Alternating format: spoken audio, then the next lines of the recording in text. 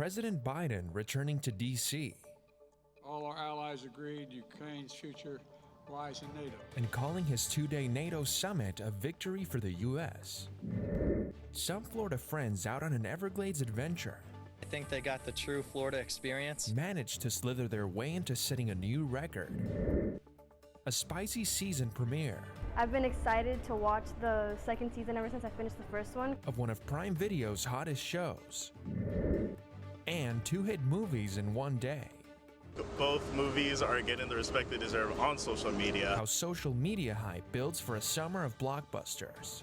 These stories and more coming up on Newsbreak. Hello, South Florida. I'm Leon Abutorbush. I'm Hawa Ezel. Today is Friday, July 14th, 2023. Live from the Lee Caplin School of Journalism and Media in North Miami, this is Caplin News. President Biden is back in D.C. after returning from Europe for NATO meetings. Biden met with Ukraine's president to discuss NATO membership for Ukraine. Caplin's reporter Samuel Larrael reports live from outside the White House on what Biden accomplished. Yesterday night, President Biden returned from a week-long diplomatic trip to Europe.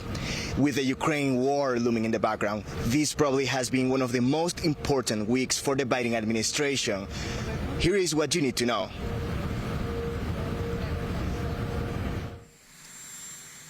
On Thursday, President Biden returned from a diplomatic trip to Europe, where he served as a liaison to strike several diplomatic victories during the NATO summit. It has been over 500 days since Russia launched an illegal invasion to Ukraine, the war which has turned increasingly desperate as casualties continue to add up, served as a background to a tense NATO summit, during which NATO allies reaffirmed their support to Ukraine in its effort to drag Russian troops out of its territory. All our allies agreed Ukraine's future lies in NATO. And although Ukraine's President Volodymyr Zelensky could not obtain the pathway to NATO membership he was looking for, he gained access to a supply of controversial cluster ammunition from the United States.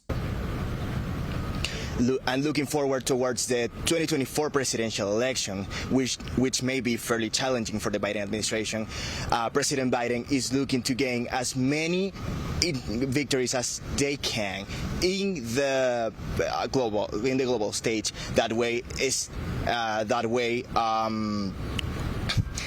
Standing his way as a leader involved in global affairs.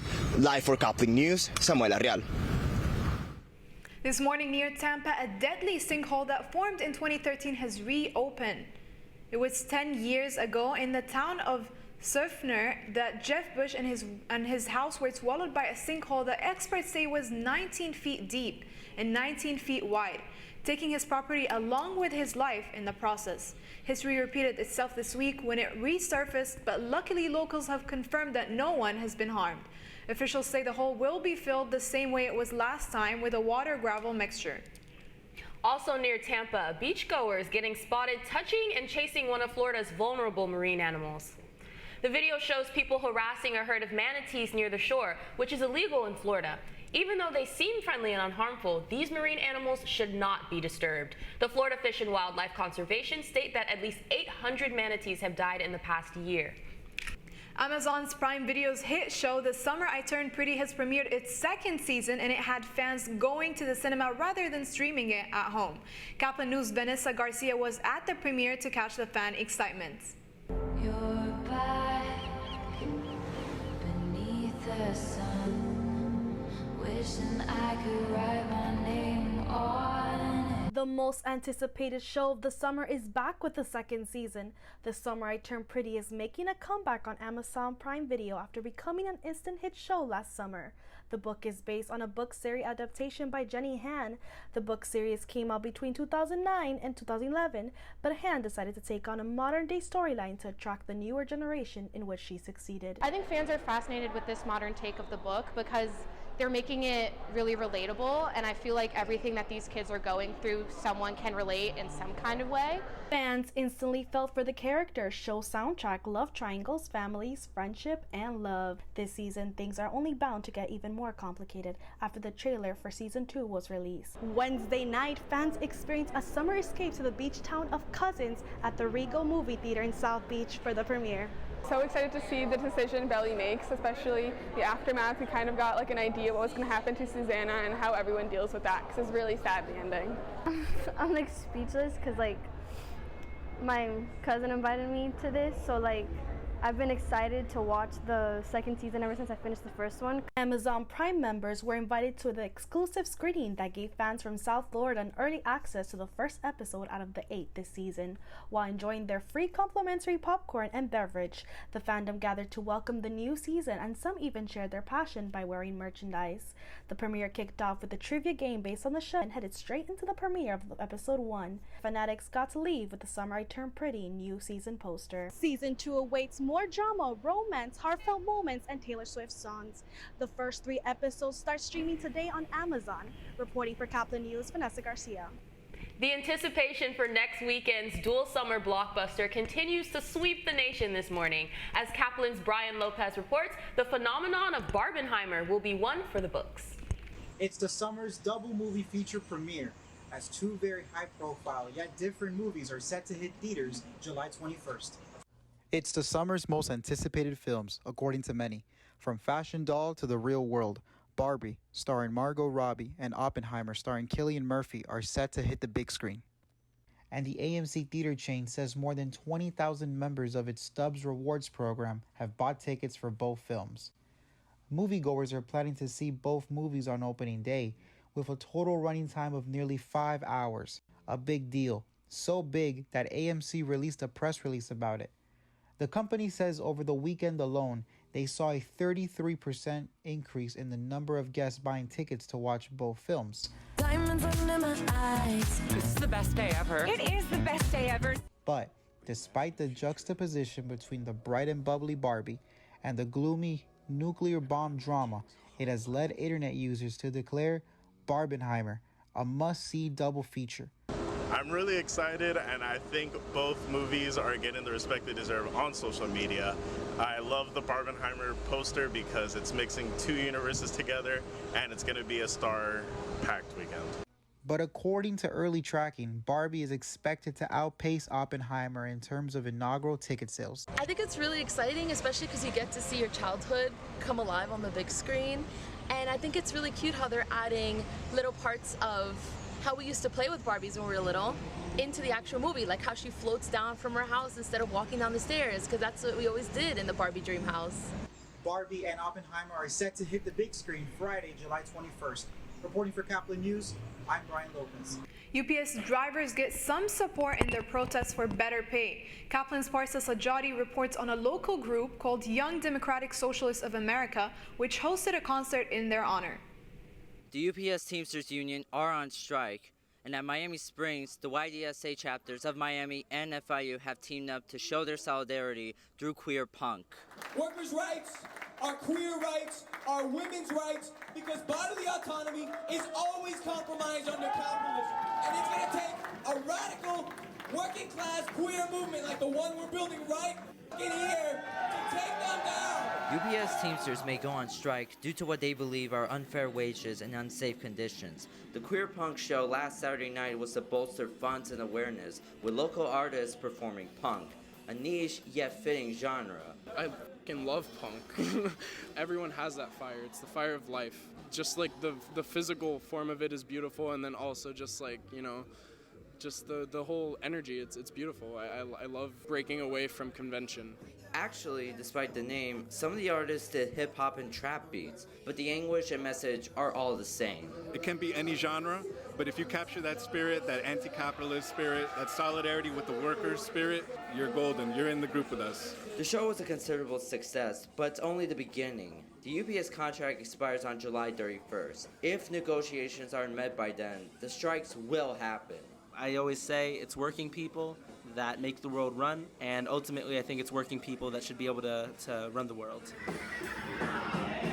preparation, practice pickets occurred the following Wednesday at Hialeah. Punk or no punk, let's hope that the screams of pain will bring about change for the workers of UPS.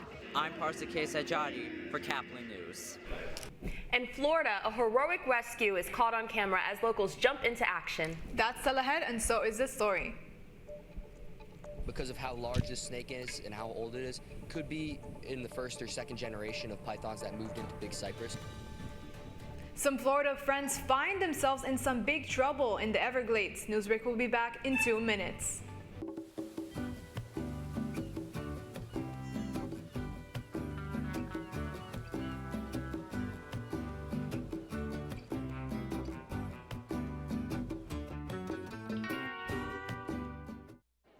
The black truck? Hey, Christina from accounting. Yeah, hi. Hey, I used to date a girl named Christina. Oh, really? Yeah, and then she dumped me for my best friend.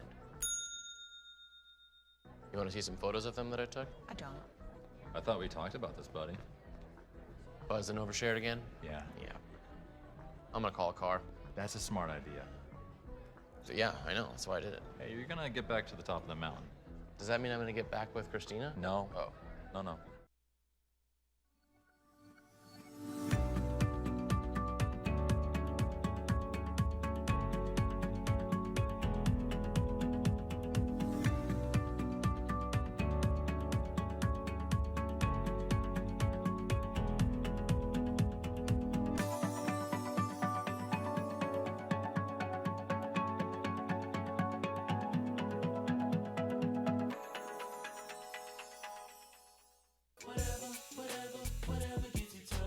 There are a lot of ways to reach out to a friend about their mental health.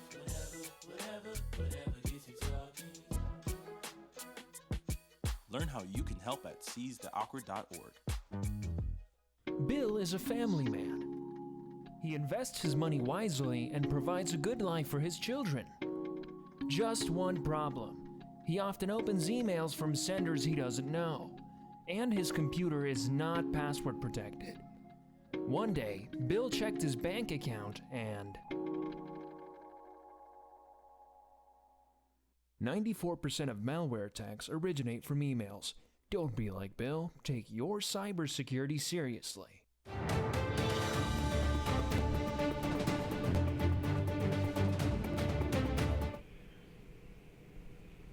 Some Everglades fun turned into a fight for their lives as local friends find something astonishing. This morning in Naples, a group of locals make a grand discovery. As Caplin's Aiden Chacon reports, Jake Wallery, along with a few of his friends, captured the longest python ever recorded in the state. The longest python in Florida history was captured by a python hunter who used his own bare hands to finish the job. I got a video of Jake having to literally throw himself at the python and capture it by himself. And that's when my heart stopped. That was Jake Wallery's mom describing the moment she received this video of her son grabbing the python by the throat and tumbling to the ground in order to finish the record-breaking capture near Big Cypress National Park in southwest Florida. I originally walked up to it thinking I could just come behind it and grab its head like a normal grab. But then the snake went absolutely crazy. It was trying to wrap me up, trying to strangle me, and my friends luckily were able to pull it off, and we were able to capture this thing safely. Jake was joined by another python hunter and a group of friends who had never experienced python hunting before. I think they got the true Florida experience. The massive snake was officially measured by the Southwest Florida Conservancy to be 19 feet long, weighing 125 pounds. They were also able to officially confirm this python to be the longest ever captured in the state of Florida. The Conservancy has plans to observe the snake more and run more tests on it in order to learn more about it. Aside from her height and weight, we do know that the snake was likely in her late 20s. They're thinking that maybe because of how large this snake is and how old it is, could be in the first or second generation of pythons that moved into Big Cypress. The python hunters plan on getting a skull mount and then plan on donating the body so experts, scientists, and the general public can learn more about the python in the future. For Caplin News, I'm Aiden Chacon. A 4-year-old boy was rescued after walking into a pond and almost drowning. Police near Tampa came to the rescue as a 911 call reported a young autistic boy walking towards a deep pond. Noticing that the boy was clinging to reeds, police had no choice but to go into the snake-infested pond to save his life. The boy was uninjured and later reunited with his family. That's all the time we have for Newsbreak. I'm Leanna Botorbush. I'm Halwa Ezel. Get more news anytime at caplinnews.fiu.edu.